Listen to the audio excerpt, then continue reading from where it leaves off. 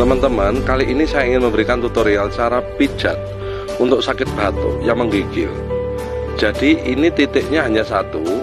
Saya buat mudah karena biar bisa ditiru di rumah. Nah, siapa tahu ini bisa memberikan kesembuhan atau paling tidak mengurangi batuk Anda yang menggigil. Titiknya langsung saya tunjukkan di sini nih ya teman-teman. Jadi kurang lebih 2 cm dari lubang telunjuk ini turun ke bawah. Nah, di sini. Cara pijatnya gimana?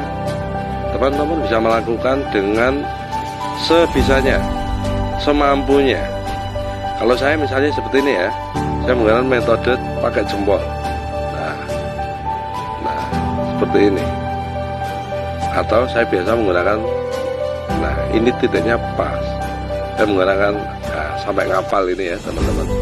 Nah, seperti ini.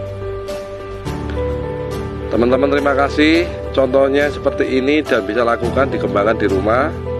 Yang penting titiknya pas ya. Dan cara yang sederhana ini semoga bisa menyembuhkan, mengurangi sakit batuk Anda. Terima kasih, selamat beraktivitas dan Assalamualaikum warahmatullahi wabarakatuh.